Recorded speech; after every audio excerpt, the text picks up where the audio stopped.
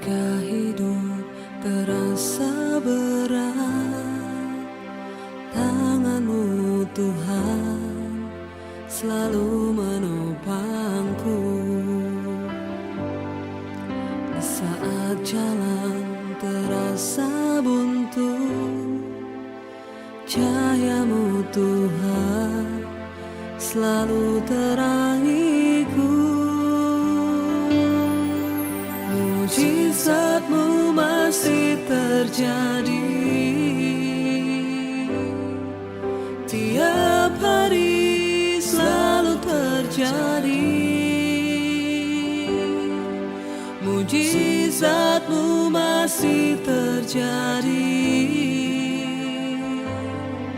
setiap hari, selalu terjadi.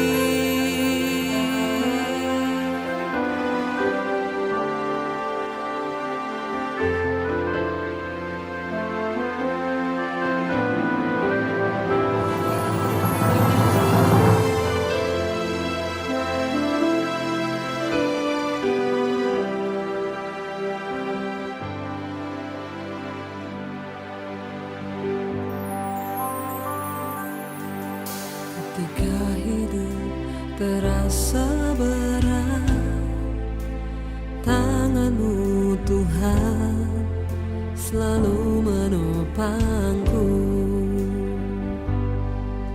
Di saat jalan terasa buntu, cahaya-Mu Tuhan selalu terangiku. Mujizat-Mu masih terjadi tiap hari, selalu terjadi. Mujizat-Mu masih terjadi setiap hari, selalu terjadi.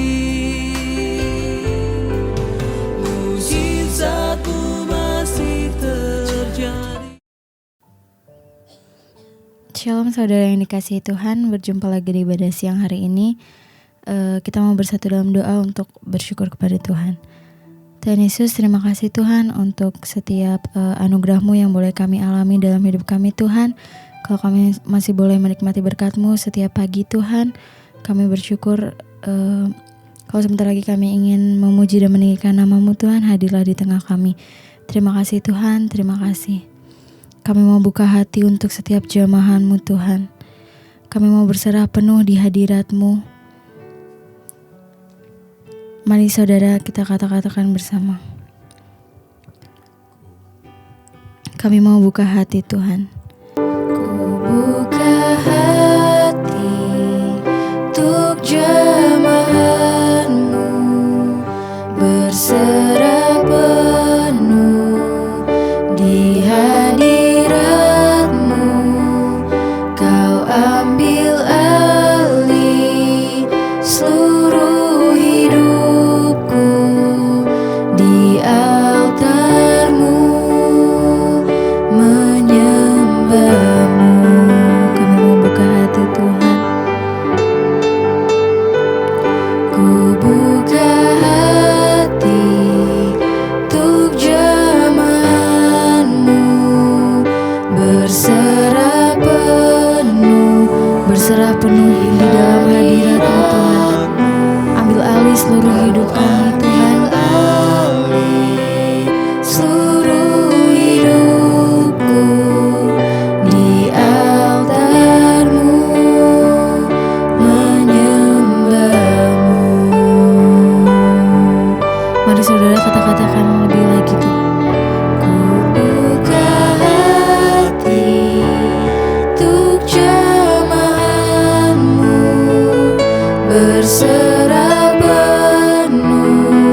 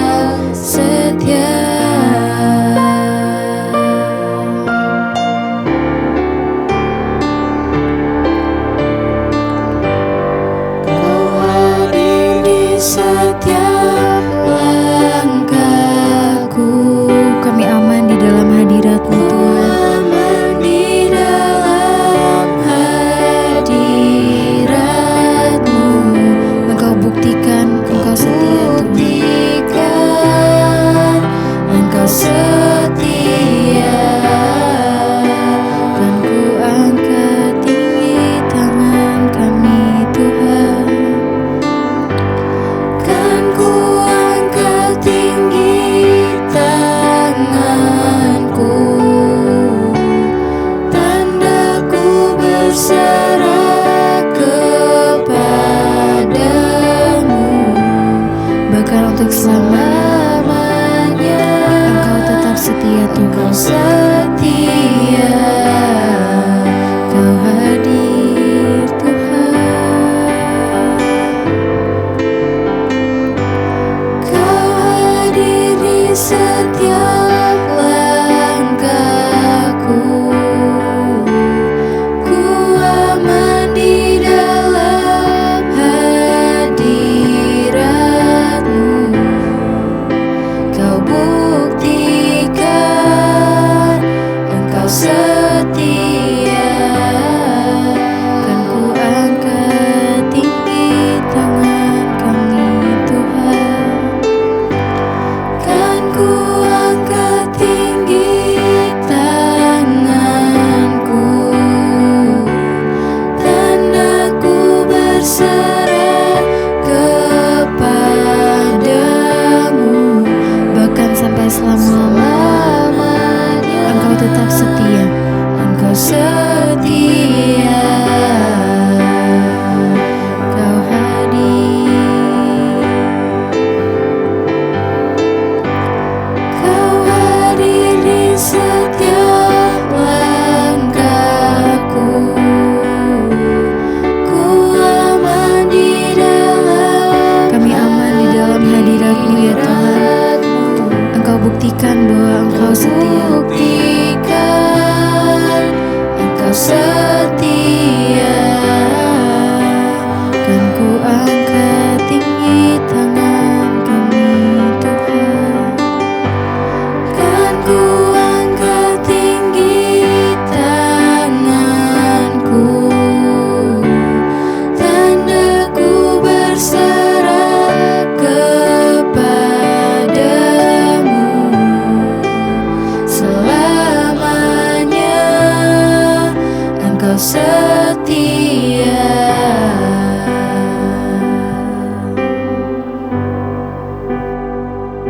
Haleluya, kami mengucap syukur buat hari ini Tuhan. Terima kasih buat hari yang Engkau jadikan kami boleh ada sebagaimana kami ada semua karena anugerah Tuhan. Hari ini Bapa, kami mau menyiapkan hati kami untuk mendengarkan firman Tuhan. Urapi hamba-Mu yang tidak ada apa-apanya. Urapi setiap kami Tuhan, sampaikan isi hati-Mu bagi kami, agar kami mengerti rencana dan kehendak Tuhan dalam hidup kami, terutama di hari-hari terakhir ini. Dalam nama Tuhan Yesus, pengurapan Roh Kudus-Mu turun atas setiap kami. Kami berdoa, kami sambut firman Tuhan dengan penuh ucapan syukur dalam nama Tuhan Yesus. Haleluya. Amin, amin, amin. Iya saudara. Ya, selamat hari Minggu. Saya percaya kita semua boleh berjumpa kembali, semua karena anugerah Tuhan, semua karena kasih Tuhan. Dan hari ini kita akan sama-sama mendengarkan firman Tuhan di tengah keadaan yang sampai hari ini belum juga menentu. Ada begitu banyak orang yang terdampak dengan pandemi yang terjadi. Bahkan ya saya melihat saudara, tetapi di balik semuanya itu kita harus percaya bahwa Dia Tuhan yang turut bekerja mendatangkan kebaikan di hidup kita. Ya, karena itu melihat semua yang terjadi, saya percaya biarlah kita semua mau terus bersyukur. Ya, bahwa kita masih ada sampai hari ini, itu anugerah Tuhan, kemurahan Tuhan. Pertanyaannya adalah, kalau kita masih ada sampai hari ini, pertanyaannya adalah ketika banyak orang di sekeliling kita yang sudah dipanggil oleh Tuhan, seharusnya kita bertanya, kenapa kita masih hidup di dunia ini Tuhan? Untuk apa kami hidup di dunia ini Tuhan? Ya, kita harus mencapai benar-benar apa yang Tuhan kehendaki di hidup kita saudara, supaya hidup yang kita punya, waktu yang masih ada, itu tidak terbuang sia-sia, tetapi kita mau sungguh-sungguh mengerti kehendak Tuhan dalam hidup kita. Kita ada di minggu pertama bulan Desember ini saudara, tanpa terasa sudah ya setahun, di penghujung tahun kita sudah ada. Ya, dan itu tadi yang saya sampaikan, kalau kita masih bisa ada, itu semua karena kemurahan Tuhan saudara. Sebentar lagi kita akan masuk ke tahun yang baru 2022 saudara. Kita melihat bahwa sejauh ini penyertaan Tuhan atas setiap kita itu ada, kesetiaan Tuhan, kasih setia Tuhan. Bukan karena kita hidup benar, ya mungkin masih ada banyak kesalahan yang kita lakukan, tetapi Tuhan menyatakan kasih setia setianya bagi setiap kita. Dan apa yang harus kita lakukan hari-hari ini, kita harus bertanya, Tuhan, apa bagian kami? Apa yang harus kami lakukan agar kami ini hidup boleh di dalam perkenanan Tuhan? Mari kita buka 1 Petrus pasal yang pertama. Ini yang harus kita lakukan di hari-hari terakhir ini, saudara, supaya iman kita, ya, peperangan kita ini tidak mundur, tidak kalah, tidak menyerah di tengah jalan, tetapi kita terus berjuang sampai pada kemenangan yang Tuhan janjikan, sehingga kita bisa berkata, kita bisa menyelesaikan setiap pertandingan iman dengan baik di hadapan Tuhan kelak. Mari kita buka 1 Petrus 1 ayat yang ke-13 mulai. Firman Tuhan berkata, sebab itu siapkanlah akal budimu, waspadalah dan letakkanlah pengharapanmu seluruhnya atas kasih karunia yang dianugerahkan kepadamu pada waktu pernyataan Yesus Kristus. Hiduplah sebagai anak-anak yang taat dan jangan turuti hawa nafsu yang menguasai kamu pada waktu kebodohan. 15, tetapi hendaklah kamu menjadi kudus di dalam seluruh hidupmu, sama seperti Dia yang adalah yang kudus, yang telah memanggil kamu. Sebab ada tertulis, kuduslah kamu sebab aku kudus. Dan jika kamu menyebutnya Bapa, yaitu Dia yang tanpa memandang muka menghakimi semua orang menurut perbuatannya, maka hendaklah kamu hidup dalam ketakutan selama kamu menumpang di dunia ini. Ayat 18, sebab kamu tahu bahwa kamu telah ditebus dari cara hidupmu yang sia-sia, yang kamu warisi dari nenek moyangmu. Itu bukan dengan barang yang fana, bukan pula dengan perak atau emas, melainkan dengan darah yang mahal, yaitu darah Yesus Kristus yang sama seperti darah anak domba yang tak bernoda dan tak bercacat. Saudara yang terkasih, firman ini berkata, apa yang harus kita lakukan hari-hari ini, saudara, di tengah tantangan zaman, bahkan masa depan yang mungkin kita masih belum pasti apa yang akan terjadi. Mari firman ini berkata, sebab itu siapkanlah akal budimu, waspadalah dan letakkanlah pengharapanmu seluruhnya atas kasih karunia yang dianugerahkan kepadamu pada waktu pernyataan Yesus Kristus. Firman ini berkata, siapkanlah akal budimu. Ya, saudara, apa yang membedakan manusia dengan ciptaan yang lain? Apa yang membedakan manusia dengan tumbuhan dan hewan? Ya, manusia diciptakan dengan yang namanya akal budi. Ya, bagaimana seseorang bisa lebih bijaksana dalam hidupnya? Bagaimana seseorang bisa menata kehidupannya kalau dia mempergunakan akal budinya? Dalam kehidupan kekristenan saya telah melihat ada begitu banyak orang yang hidupnya hancur, yang keuangannya hancur, yang rumah tangganya hancur, yang hidupnya kacau balau. Kenapa? Karena tidak pakai akal budi. Ya, kita ini diciptakan dengan akal budi, kata firman Tuhan. Sebab itu siapkanlah akal budimu, waspadalah, kata firman Tuhan. Jangan sampai kita menjadi anak Tuhan yang hidup tidak memakai akal budi. Akal budi itu adalah sebuah anugerah karunia yang Tuhan berikan kepada kita, saudara, untuk bisa membedakan mana yang baik, mana yang tidak baik. Ya, dengan orang hidup memakai akal budinya, itu hidupnya akan tertata, hidupnya akan lebih bijaksana, saudara, ke depan. Sebanyak apapun uang yang engkau miliki, kalau engkau tidak menggunakan akal budimu untuk memakai uang tersebut, untuk membelanjakannya, percuma. Banyak orang sebenarnya Tuhan sudah memberkati keuangannya, tapi dia gak bisa bersyukur. Kenapa? Karena dia pakai uangnya tidak pakai akal budi. Ya, udah punya tas banyak, beli terus tas. Udah punya baju banyak, beli terus baju, tanpa merasa puas, saudara. Ya, sehingga dia diburu oleh kedagingan, hawa nafsu, akal budinya gak jalan. Akhirnya kehidupannya berantakan. Uang yang harusnya dipakai untuk kebutuhan yang lebih penting habis untuk digunakan hal-hal yang tidak berkenan. Hari ini banyak sekali orang konseling kepada saya masuk terjebak hutang online, terjebak hutang dikejar-kejar debt collector, terjebak karena tidak memakai uang untuk sesuatu yang dengan akal tuntunan akal budinya. Berhenti, saudara. Engkau terikat dengan hal-hal yang lainnya, itu engkau diburu oleh kedagingan hawa nafsumu, hidupmu tidak akan pernah bisa, jangankan jadi dampak baik, akan jadi batu sandungan. Kenapa? Karena uang kurang terus. Ya, mau dikasih berapa aja kurang, sehingga hidup menjadi batu sandungan, utang kanan kiri gak bayar. Ya, ini yang terjadi dalam hidup orang Kristen di akhir zaman ini. Mari kita menata hidup agar hidup kita ini bijaksana. Ya, Tuhan sudah memberikan kita banyak berkat. Pergunakan itu dengan akal budi. Jangan dihambur-hamburkan, saudara.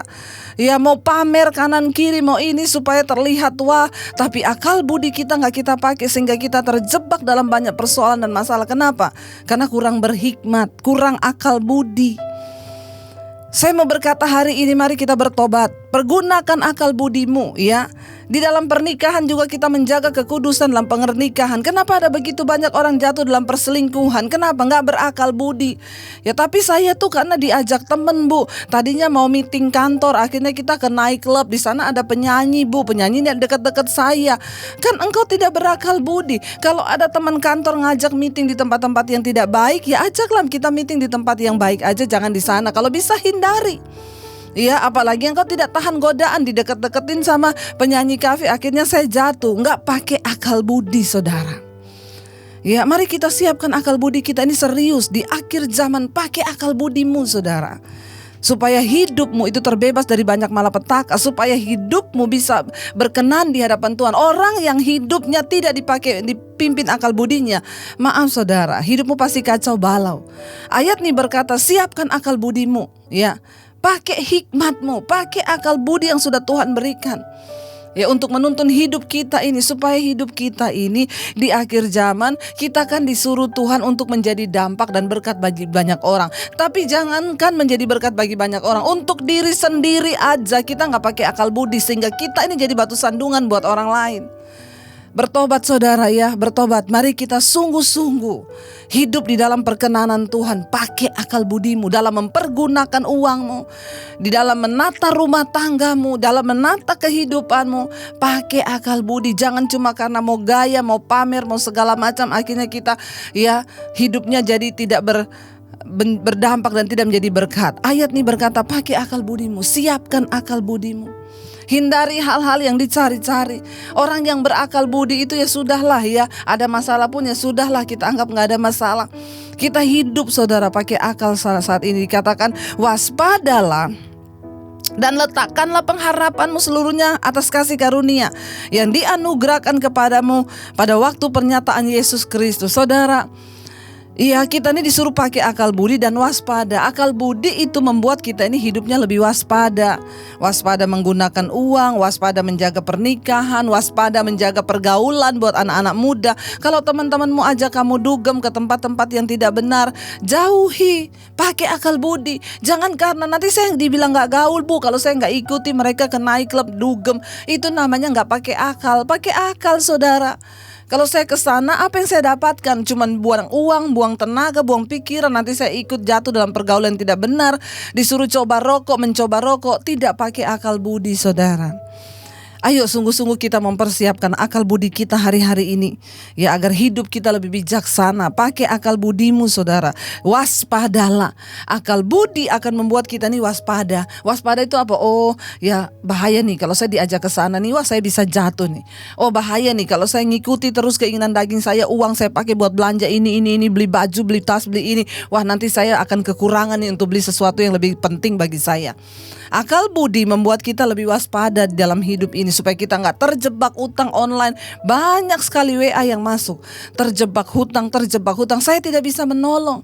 Saya mau suruh saudara berharap kepada Tuhan, karena saya tidak bisa menjadi Tuhan buat saudara. Tuhanlah yang sanggup menolong engkau. Datang kepada Tuhan, berlutut, bertobat. Katakan, Tuhan aku mau bertobat, aku mau pakai akal budiku hari-hari ini untuk menata kehidupanku ke depan menjadi lebih baik. Ya, hiduplah sebagai anak-anak yang taat, ayat 14. Dan jangan turuti hawa nafsu yang dikatakan menguasai kamu pada waktu kebodohanmu. Harusnya kita ini udah tiap hari dengar firman, gak bodoh lagi. Siapa orang yang bodoh di hadapan Tuhan? Orang yang bodoh di hadapan Tuhan bukan orang yang tidak sekolah. Orang yang bodoh di hadapan Tuhan, orang yang tidak mengerti firman, orang yang tidak mengerti kebenaran, orang yang tidak mengerti kehendak Tuhan. Itu orang bodoh saudara. Ya udah tahu begini tetap dilanggar, udah tahu begitu tetap diikuti hawa nafsu. Bodoh engkau. Alkitab berkata hiduplah sebagai anak yang taat. Pakai akal budi tadi itu, jangan turuti hawa nafsumu yang menguasai kamu pada waktu kebodohanmu. Saya selalu berkata tidak ada orang lain bisa rubah kita kecuali diri kita sendiri. Bagaimana kita bersikap hari-hari ini ya supaya diri kita ini boleh menjadi berkat dan dampak bagi banyak orang. Jangan sampai engkau menuruti hawa nafsu yang menguasai kamu pada waktu kebodohan. Coba saya mau ajak saudara merenung. Sejak saudara belum terima Yesus sungguh-sungguh dan hidupmu sekarang, apa perubahan yang sudah terjadi di dalam hidupmu? Coba kita cek saudara.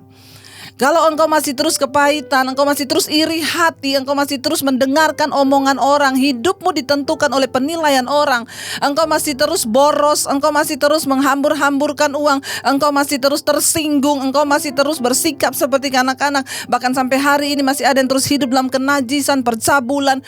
Apa perubahan yang sudah terjadi dalam hidup kita setelah kita menerima Yesus? Itu penting saudara. Mari kita bertobat, hidup dalam ketaatan, jangan turuti hawa nafsumu. Ya, nafsu ini memang baik Tuhan ciptakan, tapi kalau udah ketambahan hawa itu loh, semua diperbudak hawa nafsu saudara. Ya, tidak pernah cukup orang itu kalau hidup dipimpin oleh hawa nafsunya, tidak akan pernah cukup. Iya, dikatakan di sana saudara, kita harus hidup sebagai anak-anak yang taat. Jangan turuti hawa nafsu yang menguasai kamu pada waktu kebodohan. Katakan, aku sekarang gak bodoh, aku sekarang bijaksana, aku hidup dengan akal budi karena Tuhanlah yang mengubah hidupku. Ayat 15, tetapi hendaklah kamu menjadi kudus dalam seluruh hidupmu, sama seperti Kristus yang adalah kudus, yang telah memanggil kamu. Sebab ada tertulis, kuduslah kamu sebab aku kudus. Goal dari kekristenan, goal dari tujuan hidup kita sebagai anak Tuhan, mencapai kekudusan Tuhan. Memang kita tidak ada yang sempurna. Sampai hari ini pun kita tidak ada yang sempurna. Kita masih bisa marah dalam hati, kita masih bisa tersinggung sebagai manusia. Tapi itu wajar. Hidup dalam kekudusan bukan berarti kita sudah tidak lagi berbuat dosa, tetapi ada niat untuk terus berubah. Ada niat untuk terus, Tuhan aku mau, Tuhan ampuni aku Tuhan. Ada niat untuk terus memperbaharui diri, memperbaiki diri agar kita ini menjadi orang yang lebih bijaksana. Mari saudara, kita bertobat sungguh-sungguh hari-hari ini.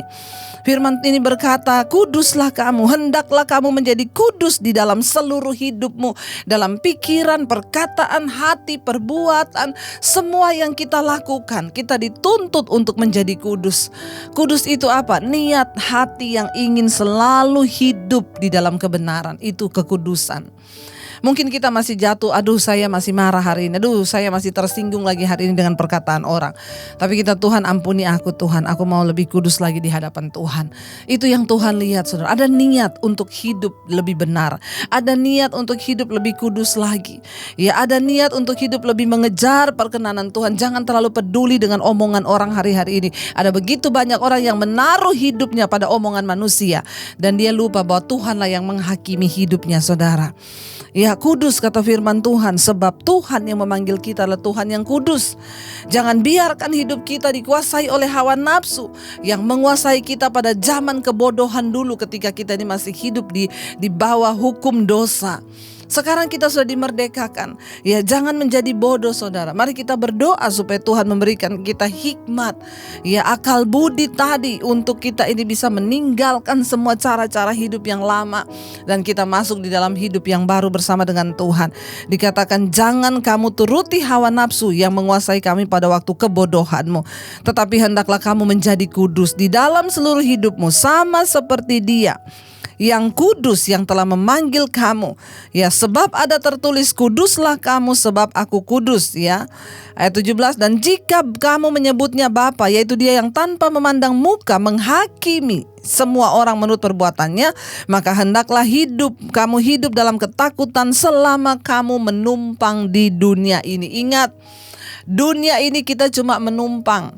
Di dunia ini bukanlah tujuan hidup kita. Ingat, tujuan hidup kita itu sampai pada kekekalan.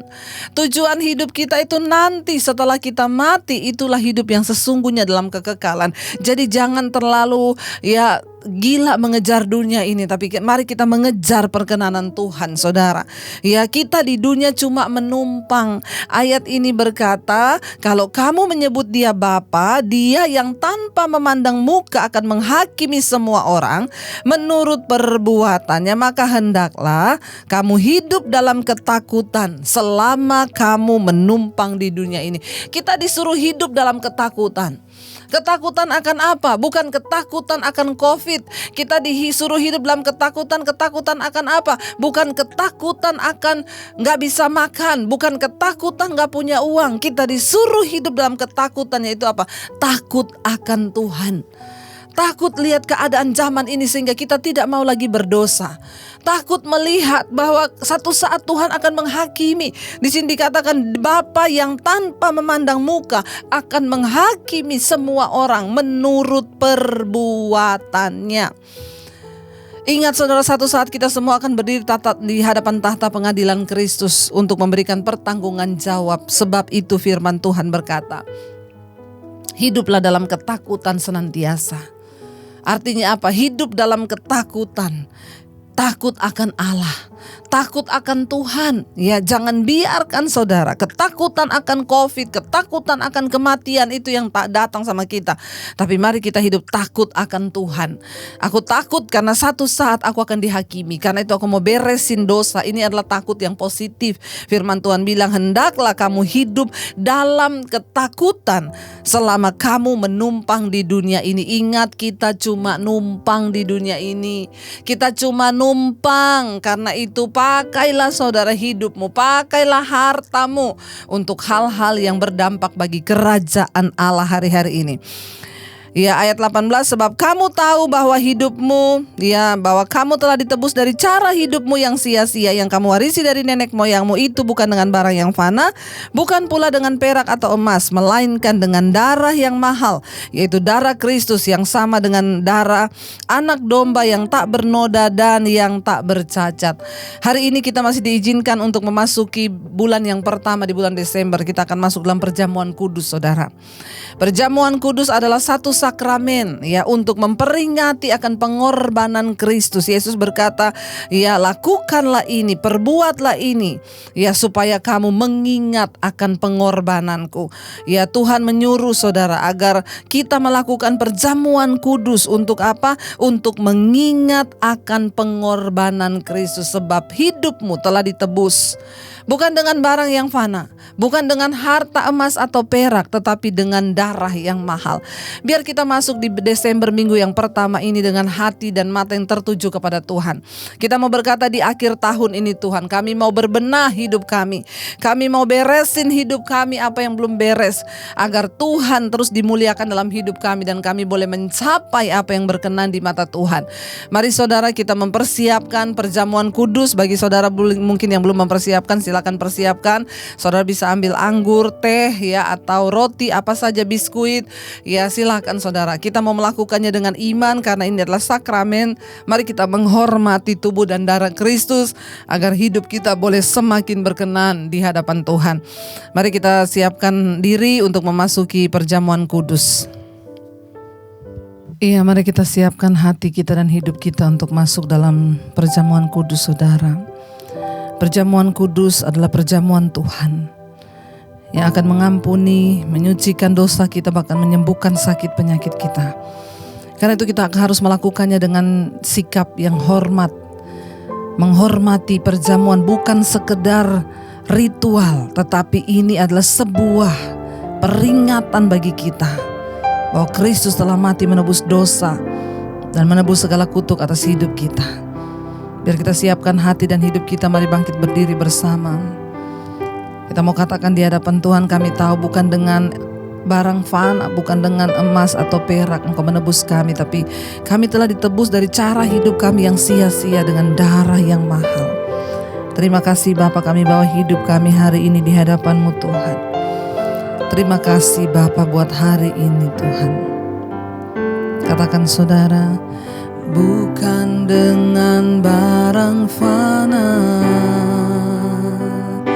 Kau menebus hidupku, dengan darah yang mahal dengan darah yang mahal, tiada noda dan celah, tiada noda dan celah. Bukan dengan emas perak, bukan dengan emas perak. Kau membayar dosaku, tapi dengan segenap kasih-Mu Tuhan. Oleh segenap kasih dan pengorbanan pengorbanan-Mu. Mari saudara, sungguh-sungguh engkau renungkan akan kasih dan pengorbanan Tuhan di dalam hidup kita. Dia yang telah membayar harga yang mahal bagi kita, saudara, menebus kita. Karena itu kita mau katakan, karena itu Tuhan kami mau bilang, kami telah mati. Ku telah mati dan tinggalkan cara hidup kami yang lama, Tuhan. Amin. Yes. Karena kami tahu semua itu sia-sia, semuanya sia-sia dan tak berarti lah. Katakan hidup ini Tuhan, amin. Ku letakkan di atas mezbah-Mu Tuhan, pada mezbah-Mu ya. Jadilah pada kami seperti yang Engkau kehendaki ya Bapa, amin, amin. Yes Tuhan, yang Kau inginin. Terima kasih Bapa, terima kasih buat hari ini. Kami tahu perjamuan kudus adalah peringatan bagi setiap kami bahwa Kristus telah mati menyerahkan hidup dan nyawanya bagi kami. Karena itu kami menghormati perjamuan kudus pada hari ini. Terima kasih buat kematian-Mu Tuhan. Ada banyak salah dosa.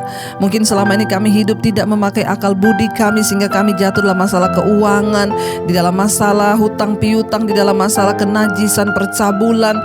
Dan ada begitu banyak dosa yang sudah kami lakukan, kepahitan, kebencian. Hari ini kami mau bereskan semua itu. Tuhan, jagai hati dan hidup kami, pikiran, perkataan kami, biar lewat perjamuan kudus kami dikuduskan Bapa.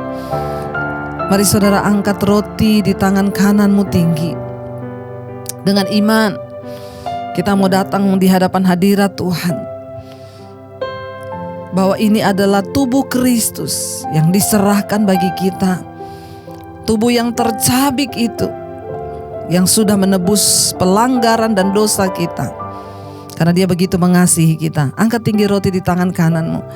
Sebab apa yang telah kuteruskan kepadamu telah aku terima dari Tuhan, yaitu bahwa Tuhan Yesus pada malam waktu Ia diserahkan mengambil roti, dan sesudah itu Ia mengucap syukur atasnya. Ia memecah-mecahkannya dan berkata, inilah tubuhku yang diserahkan bagi kamu. Perbuatlah ini menjadi peringatan akan aku. Bukankah roti yang ada di tangan kita ini adalah tubuh Kristus yang diserahkan bagi kita? Katakan amin. Mari kita makan dengan iman di dalam nama Tuhan Yesus Kristus.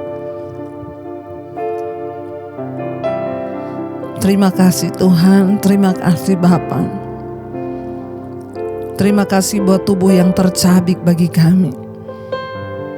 Mari angkat cawan tinggi di tangan kanan-Mu saudara. Kita percaya darah Yesus telah tercurah untuk menebus setiap kutuk dosa, kutuk maut, kutuk sakit penyakit, kutuk kehancuran atas hidup kita. Darah Kristus telah tercurah untuk mematahkan setiap panah-panah api dari iblis, dari si jahat. Dengan darah Kristus kita percaya bahkan kutuk sakit penyakit sudah dihancurkan. Sakit apapun hari ini engkau imani, dengan darah Kristus kita disembuhkan. Terima kasih Bapa buat darah-Mu yang tercurah bagi kami. Mari angkat tinggi cawan di tangan kanan-Mu saudara. Demikian juga Ia mengambil cawan sesudah makan lalu berkata, cawan ini adalah perjanjian baru yang dimateraikan oleh darahku. Perbuatlah ini setiap kali kamu meminumnya menjadi peringatan akan aku. Sebab setiap kali kamu makan roti dan minum cawan ini, kamu memberitakan kematian Tuhan sampai Ia datang. Saudara, bukankah cawan ini adalah darah Kristus yang sudah tercurah menebus dosa dan pelanggaran, bahkan kutuk atas hidup kita? Katakan amin. Mari kita minum di dalam nama Tuhan Yesus. Terima kasih Bapa. Oh, ku telah mati dan tinggalkan cara hidup kami yang lama Tuhan. Amin, yang lama, karena semua itu sia-sia.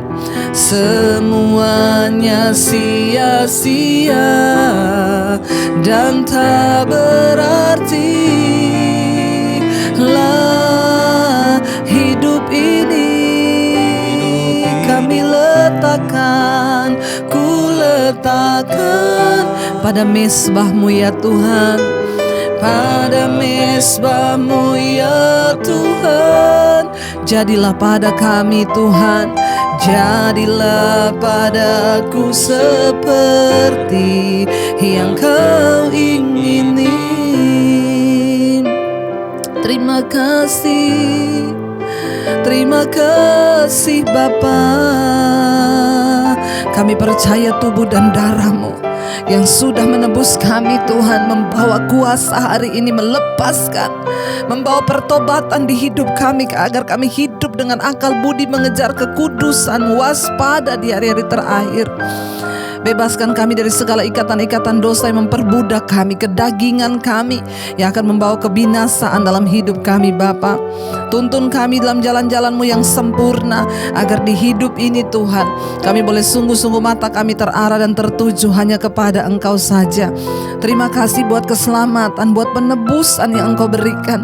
Hari ini kami percaya, kami dipulihkan, kami disembuhkan, segala sakit penyakit dipatahkan kuasanya di dalam nama Tuhan Yesus Kristus. Terima kasih buat hari ini. Kami terus bawa bangsa dan negara kami Indonesia dalam tangan Tuhan. Darah-Mu juga tercurah bagi bangsa kami Tuhan, menebus bangsa ini dari Sabang sampai Merauke. Kami berdoa hujan pertobatan tercurah. Berkati Bapak Presiden Jokowi, wakilnya, seluruh jajaran kabinet yang ada, TNI, Polri, dan seluruh pejabat tinggi di dalamnya. Tuhan memberkati dengan roh takut akan Tuhan.